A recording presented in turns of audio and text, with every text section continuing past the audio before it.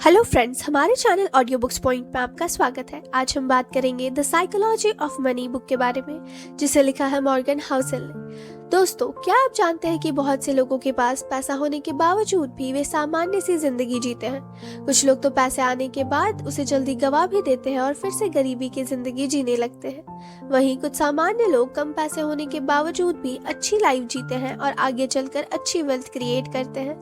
दोस्तों, Morgan Housel की इस किताब में कुछ ऐसी बातें लिखी गई है जिनसे हम यह सीख सकते हैं कि आखिर हम पैसों का प्रबंध कैसे करें, उसे कहाँ, कैसे और कब इन्वेस्ट करें। तो आइए शुरू करते हैं। चैप्टर 1, डोंट वेस्ट मनी, पैसे बर्बाद मत करो। चलिए इसे हम एक कहानी की मदद से समझते हैं। ऑथर मॉर्गन हाउसेल अपने बुक में बताते हैं कि जब वे एक होटल में काम किया करते थे तो उन दिनों उनके होटल में एक टेक्नोलॉजी एग्जीक्यूटिव आया करता था जिसने अपने यंग एज में ही बहुत सारा पैसा और कंपनियां बना ली थी। लेकिन वह पैसों की कदर नहीं करता था। पैसों के प्रति उसका व्यवहार बहुत ही बुरा था। वह हर समय अपने पास नोटों की गड्डी लेकर घूमता और शराब के नशे में धुत रहता और अपने अमीर होने का दिखावा करता रहता। ऑथर मॉर्गन हाउसेल आगे कहते हैं कि एक दिन उस इंसान ने कुछ ऐसा किया जिसके बारे में जानकर आप चौंक जाएंगे। दरअसल वह इंसान अपने दोस्तों को एक नोटों की गड्डी देकर कहता है कि इसे सोने के सिक्के में कन्वर्ट करके ले आओ। उसके बाद वह अपने दोस्तों के साथ मिलकर उस सोने के सिक्के को समुद्र में फेंकते हैं और गेम खेलते हैं, कौन गोल्ड कॉइन्स कितना दूर फेंक पाता है।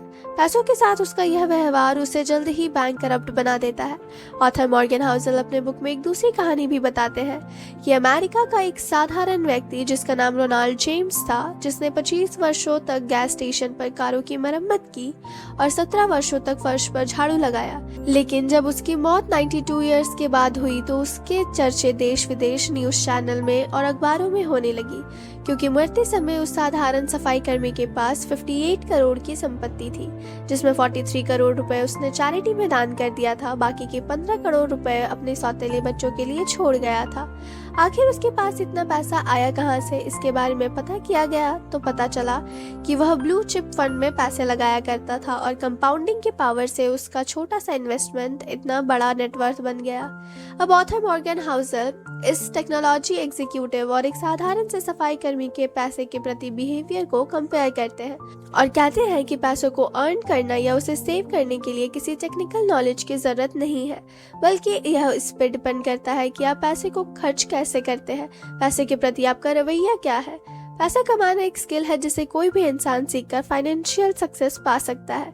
जहां एक टेक्नोलॉजी एग्जीक्यूटिव वेल एजुकेटेड होने के बावजूद बैंक करप्ट हो गया, वहीं एक सफाई कर्मचारी जो बिना पढ़े लिखे होने के बावजूद पैसे के प्रति बिहेवियर को अच्छा रखता है, ब्लू चिप स्टॉक में इन्वेस्ट करता है और एक दिन करोड़पति बन जाता है। Chapter 2, no one is crazy, कोई भी मूर्ख नहीं है। लेखक बताते हैं कि लोग पैसों के साथ कुछ मूर्खतापूर्ण हरकतें करते हैं, लेकिन कोई भी मूर्ख नहीं है। हर किसी के धन के बारे में सोच और बिहेवियर अलग अलग होता है। किसी को अपना पैसा सेविंग अकाउंट, एफडी, पीएफ आदि में रखना अच्छा लगता है, तो किसी को शेयर्स या म्यूचुअल फंड्स बेहतर लगते हैं। इसलिए हम कह सकते हैं कि हर किसी की अपने पैसे की परिभाषा होती है। हर कोई स्वयं को समझदार समझता है। जो व्यक्ति गरीबी में पला बड़ा हो, वह अपने पैसों को निवेश करने से पहले उसके जोखिम और प्रतिफल के बारे में सोचता है, जबकि एक समृद्ध बैंकर के संतान शायद ऐसा ना सोचे। एक स्टॉक ब्रोकर जिसने महामंदी में अपना सब कुछ गवा दिया, उसने जो अनुभव किया वह 1990 के दशक के वैभव में काम करने वाला ब्रोकर उसकी कल्पना भी नहीं कर सकता है। लेखक कहते हैं कि हो सकता है पैसों के बारे में जो डिसीजन आपने लिया है वह हमें मूर्ख लगे और जो डिसीजन हमने लिया है वह आपको मूर्ख लगे, लेकिन आपकी फाइनेंशियल फ्रीडम इस बात पर निर्भर करती है कि आप अपने पास मौजूद पैसों के साथ कैसा बिहेव करते हैं। चैप्टर 3, लक एंड रिस्क, भाग्य और जोखिम। ऑथर कहते हैं कि भाग्य और जोखिम भाई भाई है। ये दोनों वास्तविकता के प्रमाण हैं। जीवन में हर नतीजा व्यक्तिगत प्रयासों और भाग्य पर ही निर्भर करता है, जिसमें जोखिम भी जुड़ा होता है। हम इसे एक कहानी से समझते हैं। लेखक कहते हैं कि 1968 में जब बिल गेट्स एक स्कूल में पढ़ने जाते थे, उस समय पूरे वर्ल्ड में 30 करोड़ उनके जैसे स्टूडेंट हाई स्कूल में पढ़ा करते थे। वह जिस लेक साइड स्कूल में पढ़ा करते थे, फाइनेंशियली वह बहुत मजबूत थी। उनके पास बच्चों को सिखाने के लिए कंप्यूटर भी था। बिल गेट्स उस दौर के लकी स्टूडेंट थे जिन्हें कंप्यूटर सीखने का मौका मिला। ऑन रिकॉर्ड बिल गेट ने एक इवेंट में यह बात कही थी, अगर लेक साइड स्कूल नहीं होता तो शायद मेरी कंपनी माइक्रोसॉफ्ट भी नहीं होती। इस प्रकार से बिल गेट्स के सक्सेस होने के पीछे बहुत सारे फैक्टर्स थे, लेकिन उसी में से लक एक था।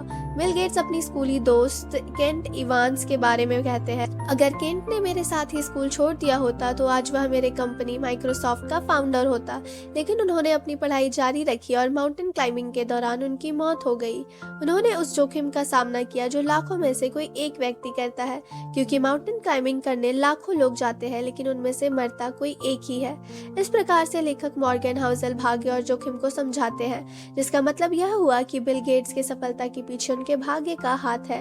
हालांकि सफलता मिलने के पीछे भाग्य के अलावा और भी कई फैक्टर्स होते हैं, जैसे कि एफर्ट्स, हार्ड वर्किंग, डिसीजन, सही मार्गदर्शन पर काम करना इत्यादि। चैप्टर 4 यू एंड मी, आप और मैं। अमीर बनने का एक और नियम है कि यह आप अकेले नहीं कर सकते हैं, अर्थात कभी ना कभी इसके लिए आपको दूसरों की मदद लेनी ही होगी। इसलिए हमेशा दूसरों के साथ अच्छे से पेश आए, उनके साथ अपना स्वभाव विनम्र रखें। जीवन में जितना आप खुद को महत्व देते हो उतना ही दूसरों को भी देना चाहिए। यदि आपको अपने बिजनेस, व्यापार या अन्य कार्य में सफल होना है तो दूसरों की रिस्पेक्ट जरूर करें। चैप्टर 5 नेवर इनफ, कभी भी पर्याप्त नहीं है। साइकोलॉजी ऑफ मनी के बारे में समझाने के लिए लेखक कोलकाता में जन्मे रजत गुप्ता का उदाहरण देते हैं और बताते हैं कि रजत अनाथ होने के बावजूद 40 साल की उम्र में प्रेस्टीजियस कंसल्टिंग फर्म मैककिन्से के सीईओ बने थे। उनके पास 2008 के दौरान कुल $100 मिलियन थे, जिसे वह चाहते तो बैंक में रखकर इंटरेस्ट इनकम के जरिए बिना कुछ किए बैठे ही 2 घंटे में 1 लाख रुपए कमा सकते थे। लेकिन वह इतने पैसों से संतुष्ट नहीं थे, वह करोड़पति से अरबपति बनना चाहते थे। उस वक्त वह गोल्डमैन सैक्स इन्वेस्टमेंट बैंकिंग कंपनी के डायरेक्टर थे। उनके पास इतना पैसा रहने के बावजूद वह लालच में आ गए और ऐसा काम कर दिया जिससे वर्षों का बना बनाया रेप्यूटेशन मिट्टी में मिल गया। वह बोर्ड मीटिंग में मिले सीक्रेट जानकारियों को फाइनेंशियल प्रॉफिट के लिए बेच दिया करते थे। इनसाइडर ट्रेडिंग के गुनाह में उन्हें दोषी करार देकर जेल में डाल दिया गया। रजत गुप्ता के एग्जाम्पल से लेखक समझाना चाहते हैं, ऐसे बहुत से लोग हैं जो अपनी फाइनेंशियल गोल को अचीव कर लेने के बाद भी दूसरा फाइनेंशियल गोल अचीव करना चाहते हैं। ऐसे लोग रुकते ही नहीं है, एक फाइनेंशियल गोल पूरा होने के बाद दूसरे गोल को पूरा करने के लालच में लग जाते हैं। लेकिन ऐसा ना करके पैसे से ज्यादा अपने परिवार एवं सुख शांति को महत्व दे, क्योंकि ज्यादा पैसों का लालच आपके दिमाग की शांति को भंग कर सकता है। इन सभी के अलावा दूसरे व्यक्ति के फाइनेंशियल ग्रोथ से अपनी ग्रोथ की तुलना कभी ना करें। Chapter 6 money compounding, the psychology of money compounding के विषय में लेखक का कहना है कि वॉरेन बफे जब बच्चे थे तभी से स्टॉक मार्केट में इन्वेस्ट करते थे। आज के समय उनकी नेटवर्थ $86.5 बिलियन है। इसमें से उन्होंने $81.5 बिलियन रिटायरमेंट यानी 60 वर्ष की उम्र में इकट्ठा की है। इसमें कोई संदेह नहीं है, आज के समय में वॉरेन बफे अद्भुत इन्वेस्टर है, लेकिन उनके जीवन से यह सीखने को मिलता है कि पैसा बनाने के लिए कंसिस्टेंटली इन्वेस्ट करते रहना चाहिए। यहाँ एक नॉर्मल इंसान 20 वर्ष की आयु में पढ़ाई करता है, वहीं वॉरेन बफे उस समय $9.3 मिलियन के मालिक थे। इस उदाहरण को देखकर यह कहा जा सकता है कि वॉरेन बफे की कामयाबी का सबसे बड़ा रीजन छोटी उम्र से ही इन्वेस्टमेंट करना है, जिसे उन्होंने रिटायरमेंट की उम्र तक कंटिन्यू रखा। Chapter 7 getting wealthy versus staying wealthy, अमीर बनना और अमीर बने रहना। बहुत से लोग ऐसे होते हैं जो किसी कारण से अमीर बन जाते हैं, लेकिन ज़्यादा दिनों तक वे इसे मेंटेन नहीं रख पाते। अक्सर हम किसी खिलाड़ी, फिल्म स्टार या फिर किसी खेल प्रतियोगिता में करोड़ों रुपए जीतने वाले लोगों को देखते हैं, जो अमीर तो बन जाते हैं लेकिन कुछ ही समय बाद वे फिर से पहले जैसे हो जाते हैं। दोस्तों, ऐसा क्यों होता है? ऐसा इसलिए होता है क्योंकि उन्हें पता नहीं होता कि धन का प्रबंध कैसे किया जाता है, उन्हें कहाँ और कैसे इन्वेस्ट किया जाता है। वे तो बस आए हुए पैसे को लगातार खर्च करते रहते हैं और एक दिन ऐसा आता है जब उनके पास मौजूद सारा पैसा समाप्त हो जाता है। तो आज हमने इस किताब से धन के मनोविज्ञान के बारे में जाना और यह जाना कि हर व्यक्ति का धन के प्रति अपना अपना नजरिया होता है। लोग अपनी समझ के हिसाब से ही धन के साथ व्यवहार करते हैं। तो दोस्तों, मैं आशा करती हूँ कि आपको ये बुक समरी अच्छी लगी होगी। अगर ये आपके लिए हेल्पफुल रही तो अपने फ्रेंड्स और फैमिली के साथ जरूर शेयर करें। चैनल को सब्सक्राइब और वीडियो को लाइक करें। Thank you.